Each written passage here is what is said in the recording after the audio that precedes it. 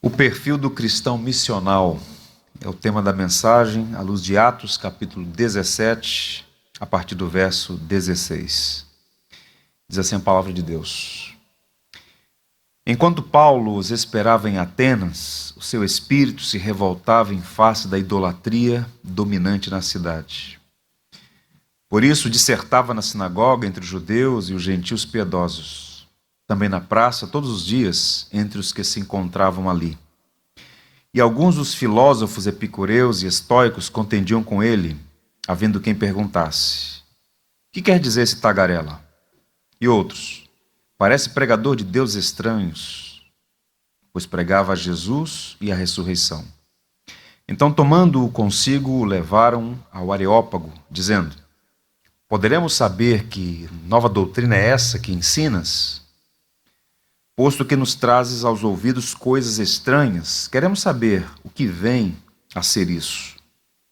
Pois todos os de Atenas e os estrangeiros residentes de outra coisa não cuidavam senão dizer ou ouvir as últimas novidades. Então Paulo, levantando-se no meio do Areópago, disse: senhores atenienses, em tudo vos vejo acentuadamente religiosos, porque passando e observando os objetos de vosso culto, encontrei também um altar, no qual está inscrito: ao Deus desconhecido. Pois esse que adorais sem conhecer é que precisamente é aquele que eu vos anuncio. Que o Senhor nos abençoe.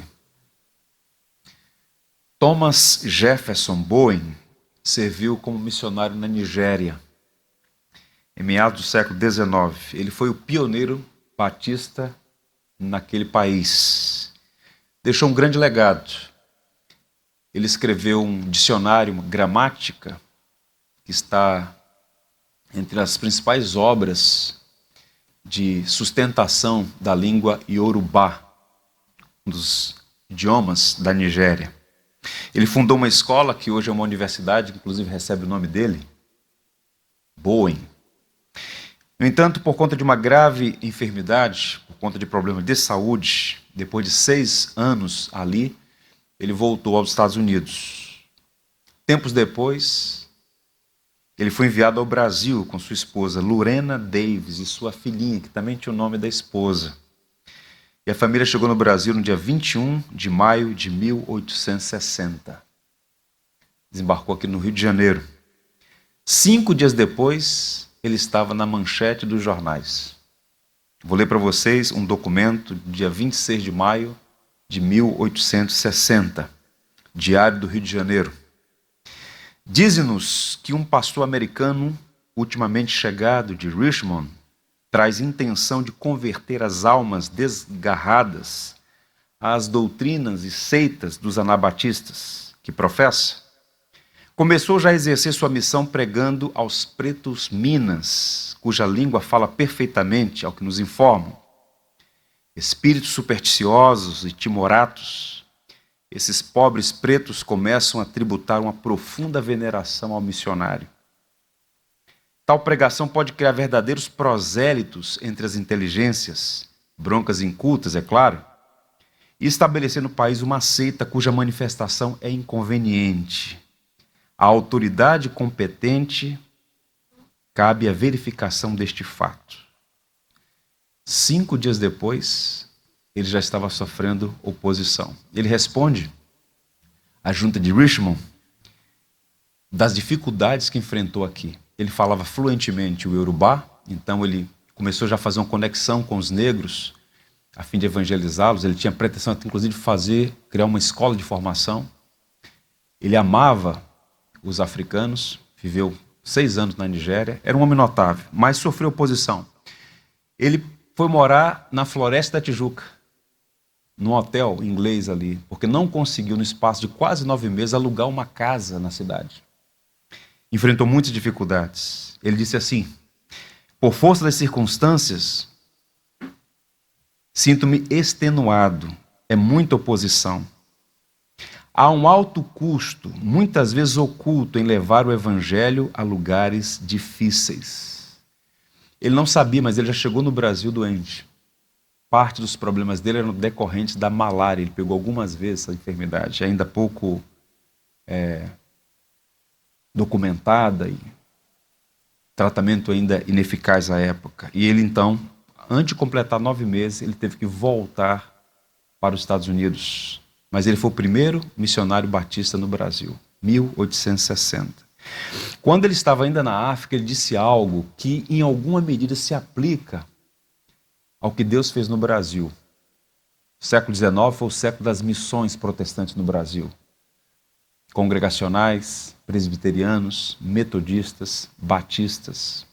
Disse ele: meus fracos esforços entre os milhões da África parecem como gota d'água na areia do deserto. Posso, Senhor, convertê-los como uma centelha em restolho seco. E foi exatamente o que Deus fez. Os esforços daquele missionário que enfrentou oposição desde o primeiro momento, com saúde debilitada, que não conseguiu nem mesmo alugar uma casa aqui no Rio, foi a mão da providência usando esta vida para que outras pessoas pudessem vir. Olha como são as coisas. Ainda há pouco celebramos, ou pelo menos vimos aí o vídeo de celebração dos 150 anos dos batistas no Brasil.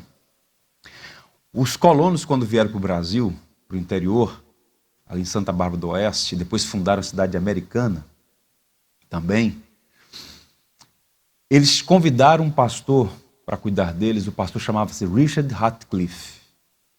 Esse pastor, que queria ir para a África, mas por circunstância veio para o Brasil e passou a mal o nosso país, ele tinha sido convertido ao Evangelho pelo ministério de Bowen, nos Estados Unidos. E quando ele estava em Santa Bárbara do Oeste, ele levou a igreja a entender que era preciso evangelizar o Brasil. E então eles escreveram cartas à junta de Richmond, pedindo que enviassem missionários para a evangelização do Brasil. E a junta, alguns anos depois, se recuperando da Guerra Civil Americana, enviou missionários que chegaram aqui em 1881. Qual o ponto aqui? Todos esses homens, Bowen, Ratcliffe, Bagby, Taylor e tantos outros que deram a vida pela pregação do Evangelho no país, eles tinham o que Paulo também tinha, uma perspectiva missional. Eles sabiam que evangelização não era uma opção, que dar testemunho de Cristo não era para um grupo, mas para todos os que foram alcançados pela graça. Então, o farol que ilumina perto, ilumina longe. Eles evangelizaram no contexto no qual estavam inseridos, mas soberanamente Deus os chamou para ir mais longe. E eles saíram para os mais variados lugares do mundo, inclusive para o Brasil. Esse texto que nós lemos, Paulo está em ação aqui, na cidade de Atenas. E como eu disse a vocês, Paulo era um cristão com a mentalidade missional. Ele tinha esta consciência da missão. Ele trabalhava com intencionalidade para alcançar mais pessoas para Cristo. Ele chegou a dizer aos coríntios: se eu anuncio o evangelho, não tenho do que me gloriar, porque sobre mim pesa essa obrigação, ai de mim se não pregar o evangelho. E em Atos 17 nós encontramos aqui o maior missionário da igreja, o maior plantador de igrejas da história, em atividade, e nós percebemos 3 princípios básicos aqui. Eu queria sua atenção, porque o que Juliana está a fazer em Cabo Verde não é um trabalho restrito a ela, como missionária delegada pela igreja, chamada por Cristo, mas todos nós temos a missão de falar do Evangelho. E o que Paulo nos ensina aqui por meio da prática são princípios que nós devemos ter diante de nós. Há pelo menos 3 coisas aqui: o que Paulo viu, o que Paulo sentiu, o que Paulo fez. Vejamos. O que Paulo viu? A idolatria por trás da beleza. Mantenha sua Bíblia aberta, veja o verso 16. O texto diz: enquanto Paulo esperava em Atenas, o seu espírito se revoltava em face da idolatria dominante na cidade. Atos é o registro dos primeiros passos da igreja. Ele deixa a cidade de Tessalônica, na Macedônia, e vem para o sul, para a região da Caia, da Grécia. E ali ele chega na capital, Atenas, capital intelectual do mundo antigo. E os seus olhos viram muitas coisas. Ainda hoje é uma cidade muito atrativa, pessoas do mundo inteiro querem conhecer Atenas, não é? E aquela época ela já era muito famosa. Ela era a capital da Grécia desde o quinto século a.C., e mesmo depois de ter sido integrada ao Império Romano, ela ostentava o título de cidade livre. Ela se orgulhava de ser a capital intelectual do Império. E no futuro, ela perderia essa posição para outras cidades, como por exemplo para Alexandria, mas não podia se mover o fato. Atenas era herdeira da tradição filosófica, Sócrates, Platão, Aristóteles. Então observe, no campo da arte, da literatura, da arquitetura, era uma cidade imbatível. Algumas coisas. A Acrópole, antiga fortaleza da cidade, podia ser vista a quilômetros de distância, pois estava edificada sobre um monte. Então quem chegava no próximo já via a Acrópole. O Partenon, templo dos deuses, suntuosíssimo, uma construção singular, belas esculturas feitas pelos maiores artistas do mundo. Na Ágora, que era o mercado central, um fluxo de filósofos, artistas, políticos. Naquela cidade, naquele contexto, nasce o conceito de democracia. Pelo menos o conceito embrionário lá estava. E é nesse contexto político-cultural que Paulo agora está inserido. Pela primeira vez, Paulo chega a Atenas. E quem era Paulo? Era um homem singular. Não era um palpiteiro. Era um homem intelectualmente brilhante, formado nas escolas de Tarso e Jerusalém. Tarso era uma das grandes cidades do mundo antigo. Ele conhecia Atenas de ouvir falar, mas agora estava ali, contemplando a beleza da arquitetura, a majestade daquela gloriosa cidade. No entanto, e aqui que eu queria que você prestasse bastante atenção, por ser um homem de estatura espiritual, por ser um homem de visão espiritual, Paulo não apenas enxergou a beleza da cidade, mas a idolatria por trás dela. A idolatria saltou aos olhos de Paulo porque ele enxergava a realidade por trás da aparência. Havia beleza na cidade? Muita beleza. Mas Paulo percebeu que por trás de todas aquelas esculturas, daquelas obras de arte, havia ali um culto à criatura e não ao Criador. Howard Marshall, um comentarista bíblico, diz que Lucas adequadamente emprega uma palavra que só aparece aqui em todo o Novo Testamento. A palavra é cateídolos. A ideia é de que havia um incontável número de ídolos. Era impossível cadastrar a quantidade de altares, de ídolos, de imagens, de crenças e credos naquela Atena politeísta. Um historiador chamado Pausânio diz que havia 30 mil imagens em Atenas. Outro, Pretônio, diz que era mais fácil encontrar uma imagem do que um homem. Inúmeros templos, altares, santuários, deuses, imagens. Havia culto a Vênus, Baco, Netuno, Diana, Apolo, todos no Olimpo, cultuado pelos habitantes, pelos residentes e pelo fluxo de turistas que ia à imponente cidade de Atenas. A cidade, portanto, era uma mistura de superstição idólatra e filosofia esclarecida. Era um retrato da inteligência humana depois da queda. Havia inteligência, mas havia também estupidez. Eram capazes de reflexões profundas e, ao mesmo tempo, curvarem-se diante de imagem que eles mesmos construíram.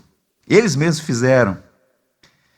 A despeito de sua distinção por ser o centro do saber e da arte, essa cidade superava a todas em sua cegueira espiritual, tendo-se abandonado a idolatria sem precedentes, disse outro pensador. Qual é a contradição aqui?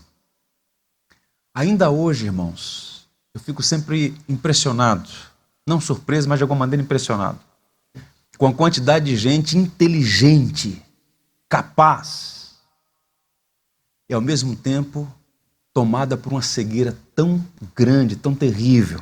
São capazes de complexos, a resolução de complexos sistemas de matemáticos, por exemplo, mas ao mesmo tempo abrem um horóscopo antes de sair de casa. Alguns anos atrás eu estava numa fila para entrar na igreja da Natividade, em Belém. E havia na fila uma professora, uma brasileira. e começamos a conversar. Ela era doutora em grego. Falei, que assunto maravilhoso, vamos conversar um pouco sobre isso. Começamos a conversar, e lá pelas tantas, entrando em vários assuntos, ela disse, eu não creio na doutrina da Trindade. Aí começou a tecer os comentários dela sobre a doutrina da Trindade, a principal doutrina do cristianismo.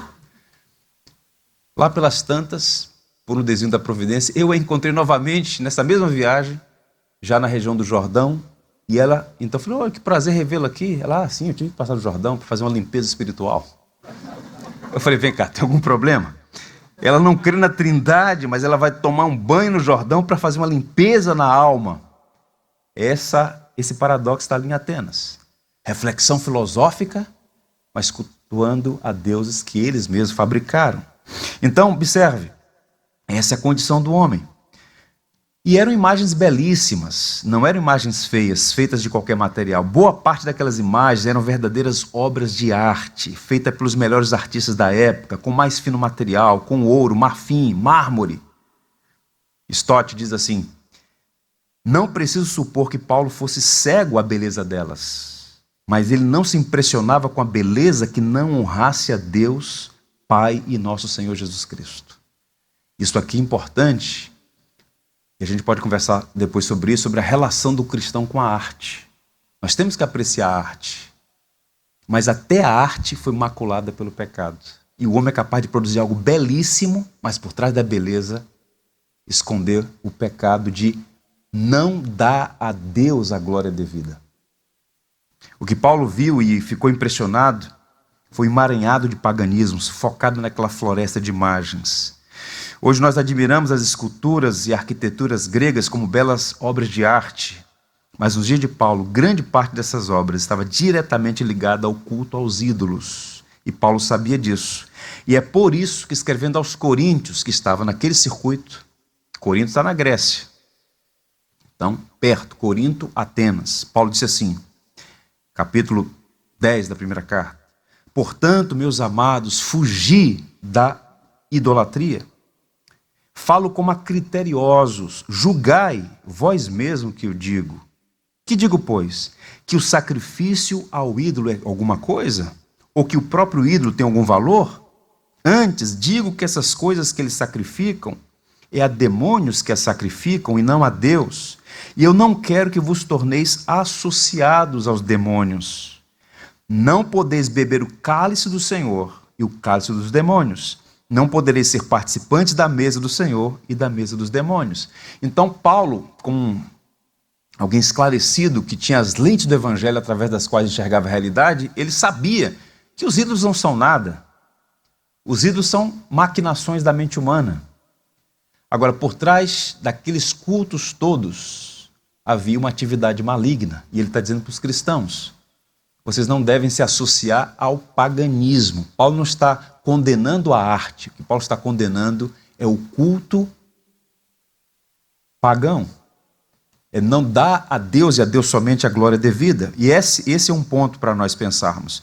Mesmo neste mundo caído, existe muita beleza que exerce fascínio e encanto. E a gente precisa, portanto, com sabedoria, discernir a realidade por trás das aparências, usando as lentes do evangelho. Quer ver um exemplo disso? O carnaval. Você já parou para pensar na arte no entorno do carnaval, nas produções, nos artesãos, nos artífices, em toda a indústria que envolve aquilo, os enredos e tudo mais?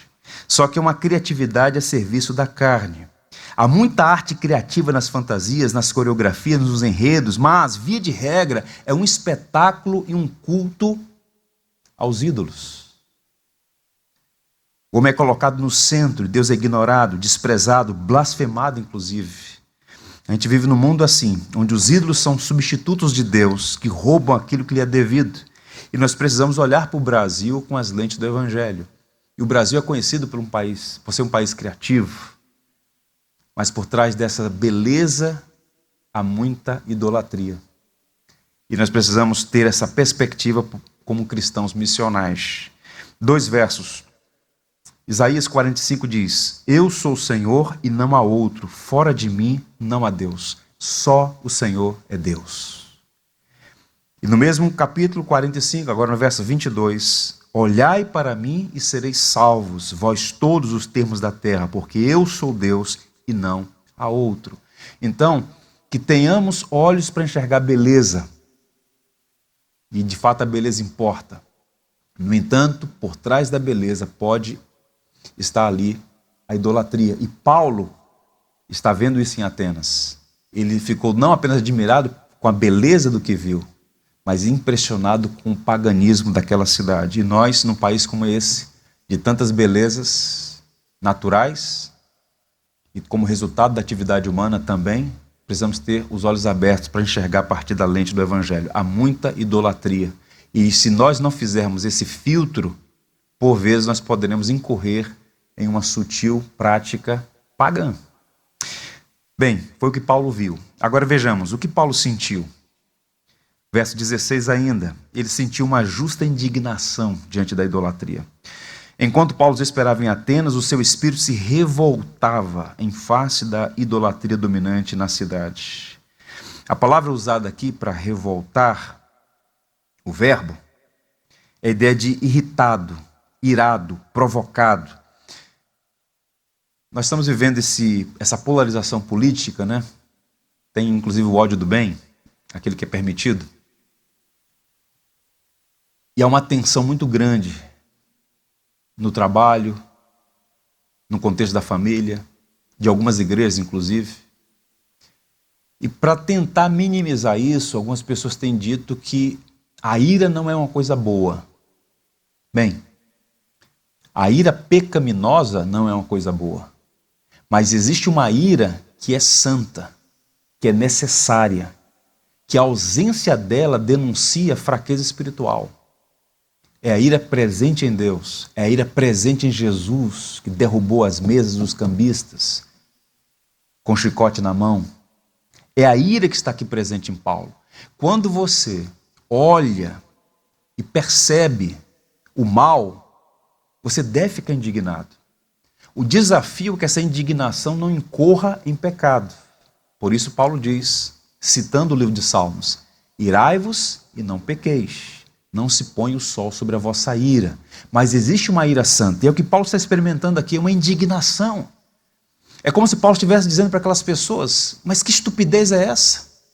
Vocês foram criados por Deus e para Deus. Como é que vocês se prostram diante de uma imagem que vocês mesmos esculpiram? Sim, existe um grau de beleza nelas, existe um grau de sofisticação nelas, de mármore, de ouro, mas tudo isso é fabricação humana. Devemos adorar a Deus somente. Paulo está indignado. Ele não perdeu o equilíbrio. Ele não saiu chutando as imagens. Ele não saiu quebrando os altares. Percebam a diferença? Se dependesse de alguns hoje, Paulo deveria ser mais firme. Ele saiu com a marreta quebrando tudo. Isso é estupidez. Isso é estupidez. Ele ficou indignado, mas sabia que existe um limite entre a ira santa e a ira pecaminosa.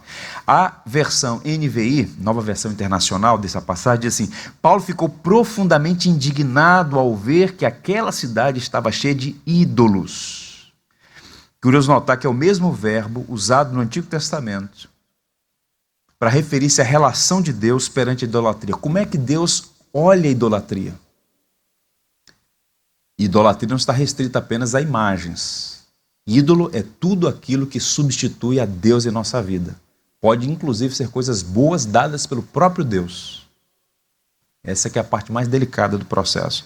Mas vejam, Isaías diz assim, estendi as mãos todo dia a um povo rebelde que anda por caminho que não é bom, seguindo seus próprios pensamentos, povo que de contínuo me irrita abertamente, sacrificando em jardins e queimando incenso sobre altares de tijolos.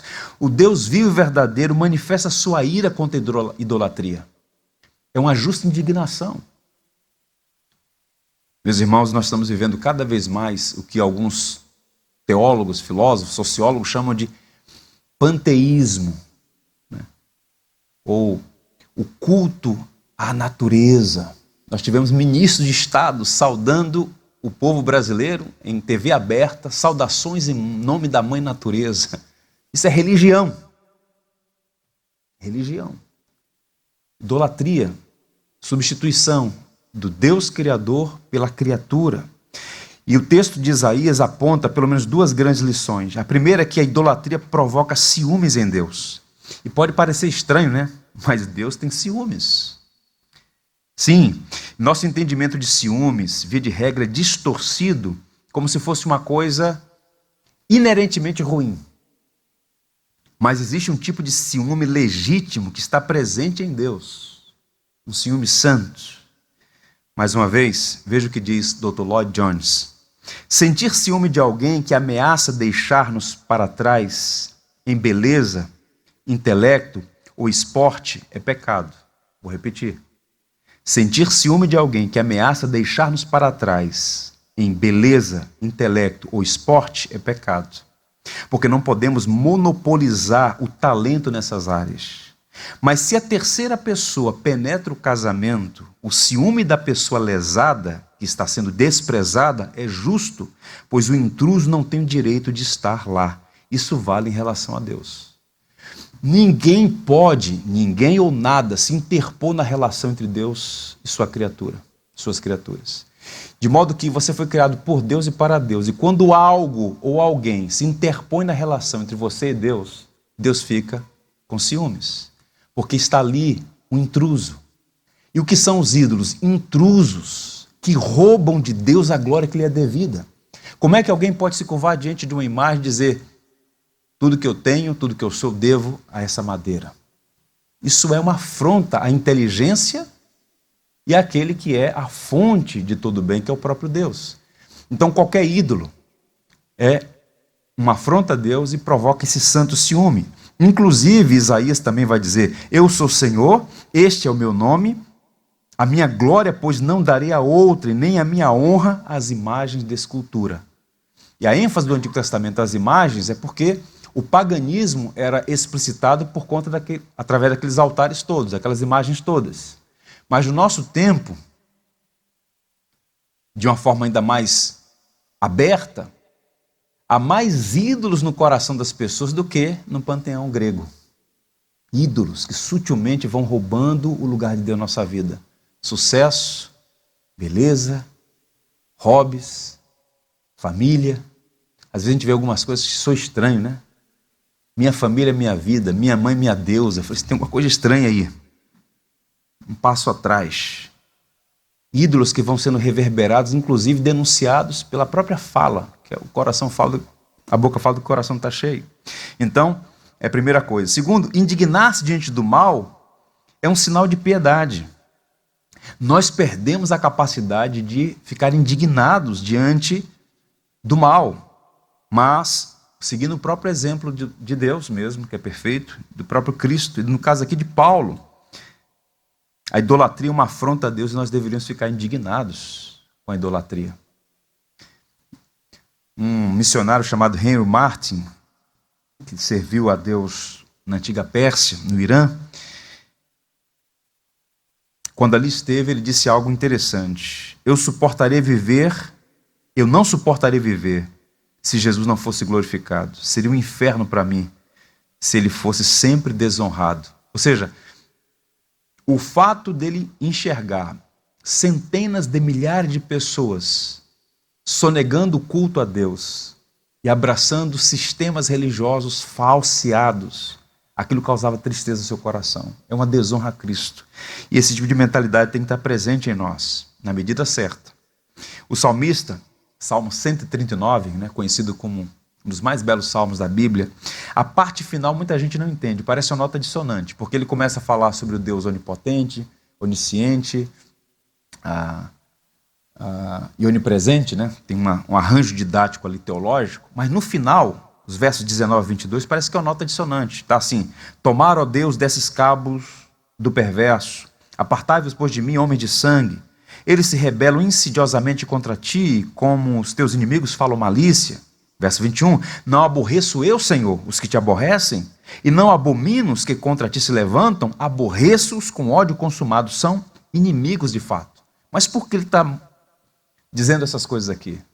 Porque a partir de quem Deus é, onipotente, onisciente, onipresente, o grande, vivo, verdadeiro Deus, perceber a quantidade de pessoas sonegando o culto ao Senhor, provocou indignação no salmista. Então, é um santo zelo. Hoje em dia, os cristãos sentem-se indignados porque alguém faz uma piada com o seu time do coração, mas não ficam indignadas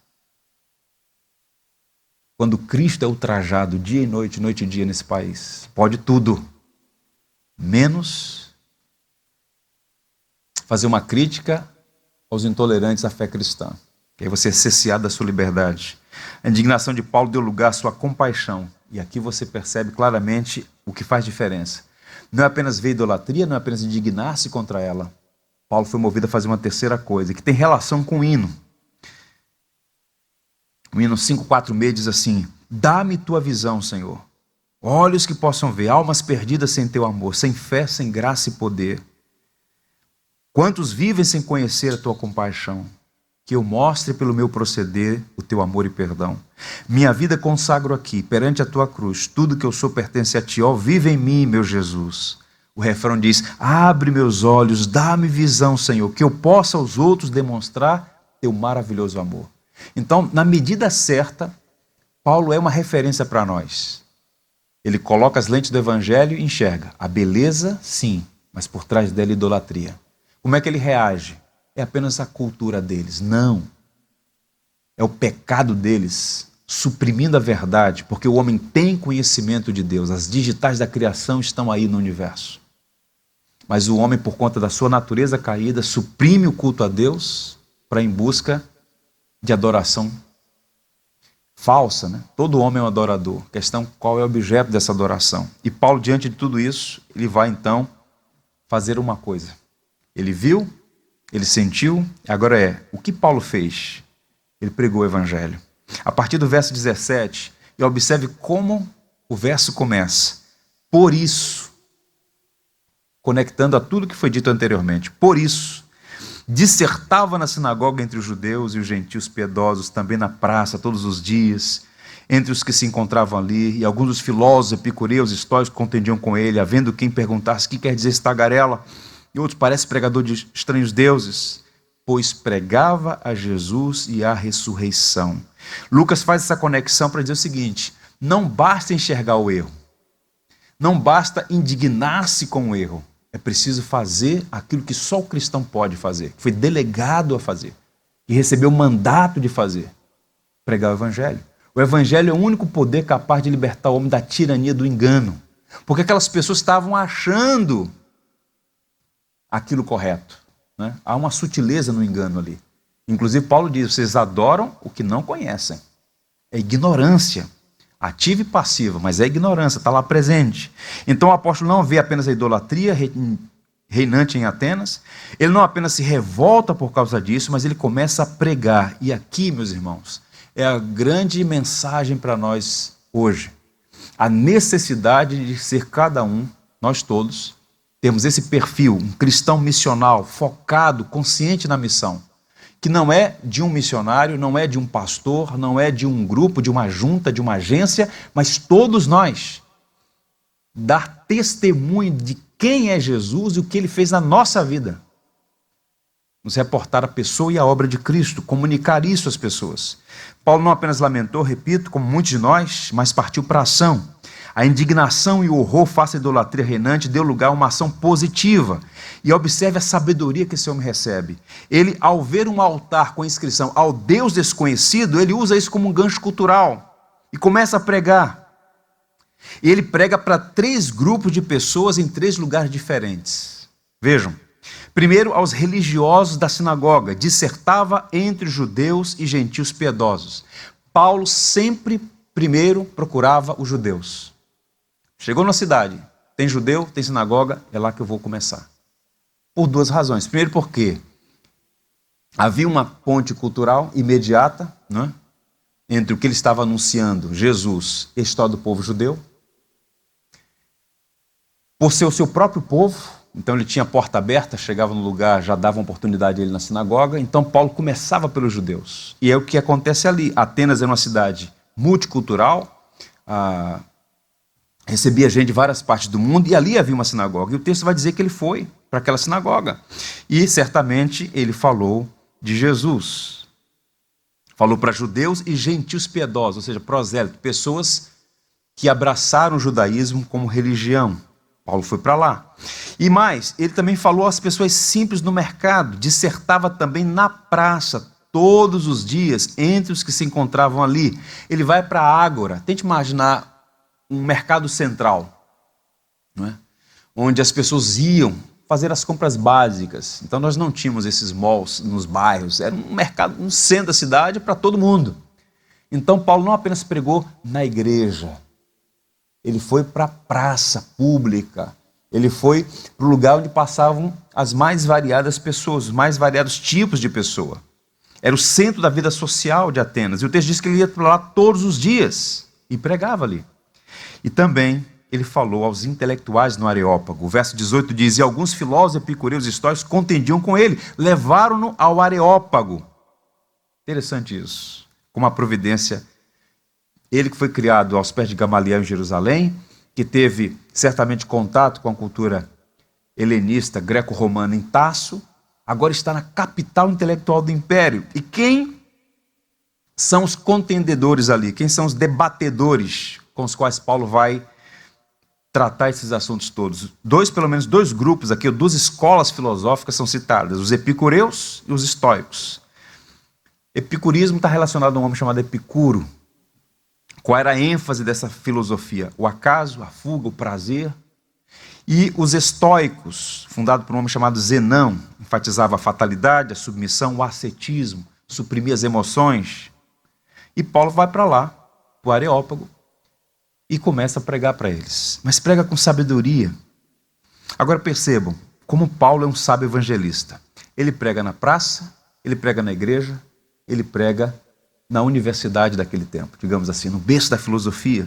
Porque ele vai dizer a Timóteo, prega a palavra, insiste a tempo e fora de tempo, aconselha, prega, encoraja com toda paciência e longanimidade. E nesse particular, Paulo é para nós um grande exemplo.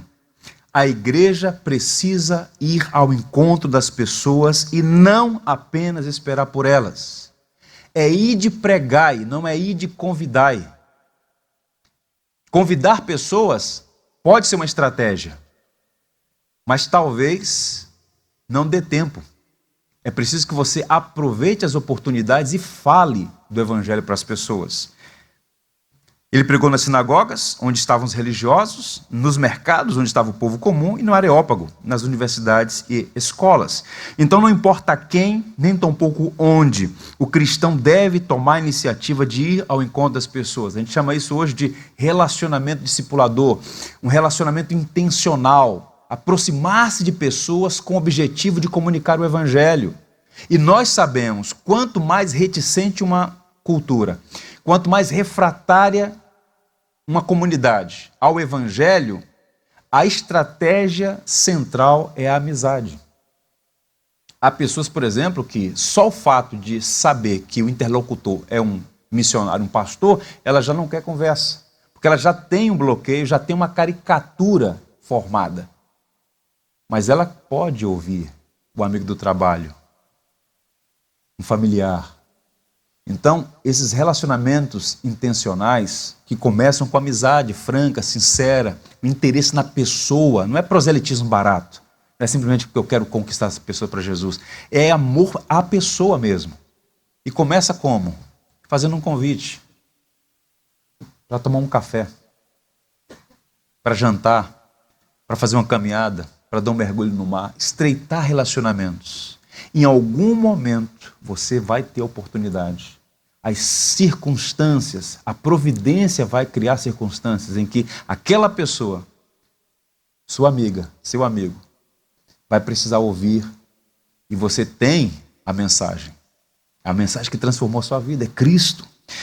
John Williams foi chamado de o apóstolo dos mares do sul, foi um cristão inglês. A Inglaterra no século XIX foi o berço, por isso que os irmãos me ouvem falar muito aqui sobre a Inglaterra, foi o berço, o celeiro missionário. O cristianismo só se torna uma religião global a partir do século XIX. E começam esse movimento com os ingleses. Muita gente saindo para várias partes do mundo, para as Américas, para a África, para a Oceania, para a Ásia, impressionante. E esse homem, que foi missionário da Sociedade Missionária Londrina,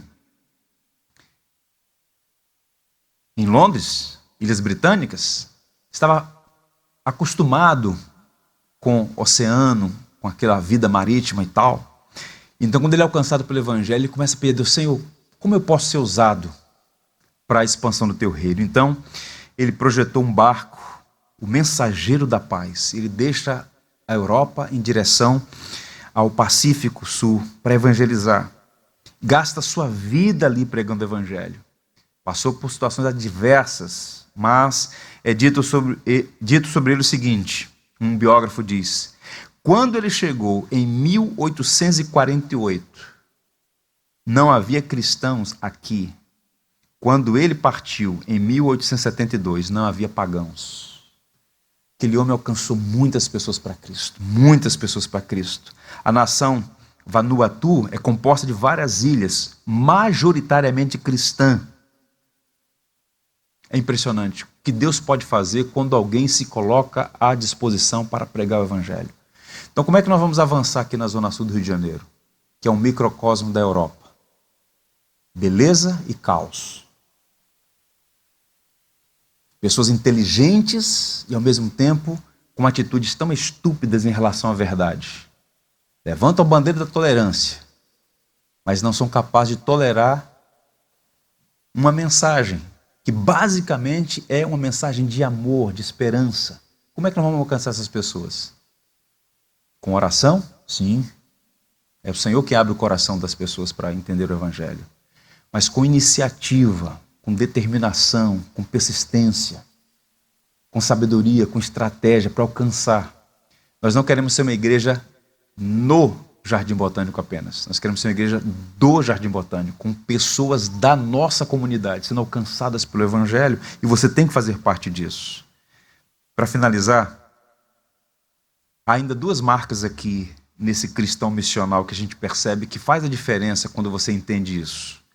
A primeira delas é a seguinte: não se deixe intimidar pelo desprezo, nem se vangloria pelo sucesso. Vou repetir: não se deixe intimidar pelo desprezo, nem se vangloria pelo sucesso. Paulo foi desprezado. O texto no verso 18 diz: que quer dizer esse tagarela? Tagarela não é uma expressão agradável. Se alguém chamar você de tagarela, não está fazendo elogio, correto?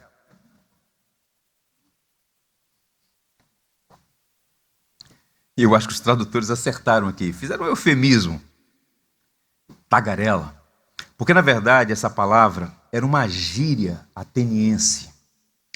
Significa literalmente, sabe o quê? Apanhador de grãos. Se fosse uma tradução literal. Chamaram Paulo de apanhador de grãos. Mas faz sentido. Então vamos usar tagarela. Originalmente, há uma relação entre os pássaros que se alimentavam de grãos e de carniça. Era aplicado em Atenas a seres humanos vadios, mendigos, desocupados, que passavam a vida catando resto de lixo. Tente imaginar. É o maior teólogo do cristianismo. Ele está falando do Evangelho. E alguém diz: o que quer falar esse tagarela, esse vadio, esse mendigo, esse catador de lixo? É o que Paulo está ouvindo. Então não se iluda achando que quando você compartilhar do Evangelho com alegria, com entusiasmo, com a melhor das intenções, que você será necessariamente bem recebido. Paulo foi xingado. O que quer dizer esse tagarela? Então, as pessoas, elas reagem das mais variadas maneiras. Algumas xingam literalmente, outras fazem coisas piores.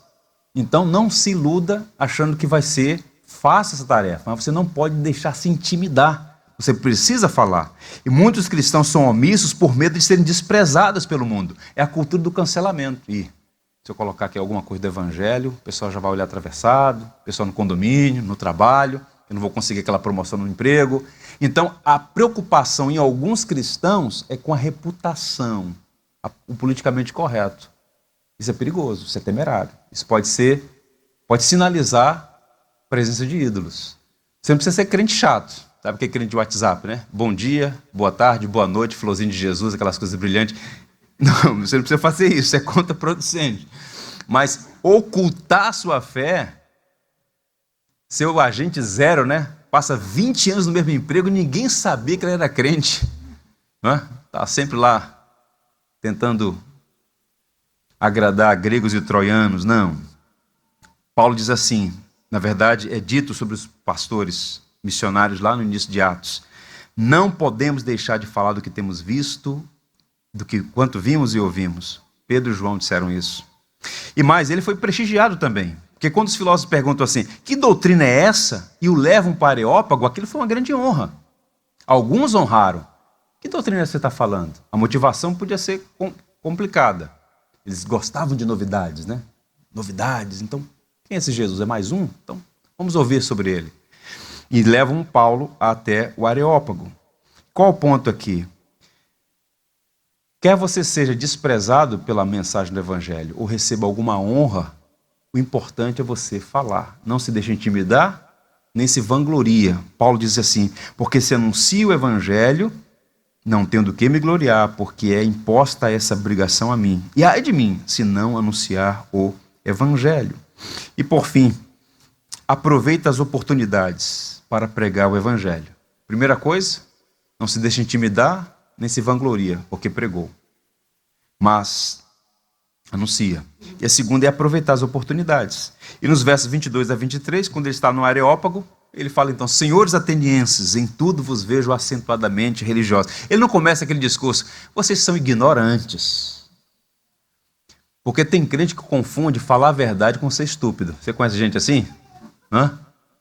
Aqui no Brasil o pessoal pensa que sai daí quebrando imagens, xingando as pessoas, né, agredindo as pessoas. A autoridade não é burrice. E tem muita gente que perde a linha e vai fazer e falar coisas absolutamente inconvenientes, inadequadas e que depõem contra o Evangelho. Então vejam a linguagem de Paulo aqui. Paulo está revoltado, mas não atravessa a linha. Então, leva um homem para o Areópago. Ele diz, senhores, olha que delicadeza. Olha que homem, sabe falar. Senhores atenienses, eu percebi que vocês são religiosos. Acentuadamente religiosos. Inclusive, observei, há um altar ali ao Deus desconhecido. É sobre esse Deus que eu quero falar com vocês. E começa a pregar. Você entra num táxi, aí está lá um crucifixo. Uma cruz com a imagem de Cristo lá, pendurado. Não tem estratégia melhor para evangelizar uma pessoa. Quando eu entro, que eu vejo um, eu já abordo com a pessoa. Que lindo! Você também é cristão? Aí o cara gagueja um pouco e fala, para mim não há mensagem mais extraordinária do que essa. Cristo crucificado. Você já entendeu a mensagem? O cara gagueja, a pessoa gagueja, não sabe a mensagem, está ali como uma religião. E você tem um gancho para falar. Agora se você entra e fala, paga de ser besta, rapaz, isso aí não tem validade nenhuma. Seguro bom é do Porto Seguro, isso aí não vai proteger de nada. Aí começa essa ignorância, essa abordagem estúpida, dura, cáustica, a pessoa já não recebe mais. Mas se você souber lidar, falar do Evangelho, isso vai fazer diferença. Então observe, Paulo começa a pregar e algumas pessoas creem. Paulo planta uma igreja em Atenas. Isso é interessante, não é, meus irmãos? Aproveitar as oportunidades. Eu encerro fazendo duas coisas. A primeira é a seguinte, lendo a carta de Paulo aos Romanos, no capítulo 1. Eu sou devedor tanto a gregos como a bárbaros, tanto a sábios como a ignorantes. Percebeu aqui? Romanos 1, verso 14. Devedor. Paulo sabia que ele tinha uma dívida para com as pessoas. Eu sou devedor. A quem Paulo devia? A gregos e a bárbaros. Aos entendidos, dos gregos, educados, letrados, mas aos bárbaros, que eram aqueles que viviam fora da fronteira do império, que eram tidos como pessoas ignorantes. E ele diz, aos sábios como ignorantes. E assim, quanto está em mim, estou pronto para vos anunciar o Evangelho. Essa deve ser a perspectiva do cristão. Anunciar a todos o Evangelho. Estou pronto para anunciar o Evangelho. E nós temos uma dívida com as pessoas do nosso bairro, com as pessoas dessa cidade, com os nossos familiares, com os nossos amigos. Que dívida é esta? Anunciar o Evangelho. Que o Senhor nos ajude. Que você tenha esse perfil do cristão missional. Paulo viu, sentiu e fez. Ele pregou o evangelho. Que o Senhor nos ajude, que o Senhor nos abençoe. Amém? Vamos ficar em pé, vamos. Tudo que tens feito, por tudo que vais fazer, por tuas promessas e tudo que és, eu quero te agradecer com todo o meu ser. Te agradeço, meu Senhor. Te agradeço, meu Senhor. Te agradeço por me libertar e salvar, por ter morrido em meu lugar. Te agradeço, Jesus, te agradeço. Eu te agradeço, te agradeço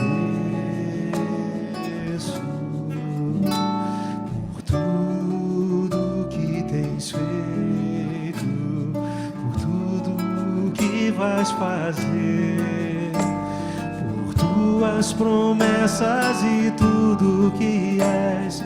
Eu quero te agradecer com todo o meu ser. E aí? Te agradeço, meu Senhor. Te agradeço, meu Senhor. Te agradeço por me libertar e salvar, por ter morrido em meu lugar. Te agradeço,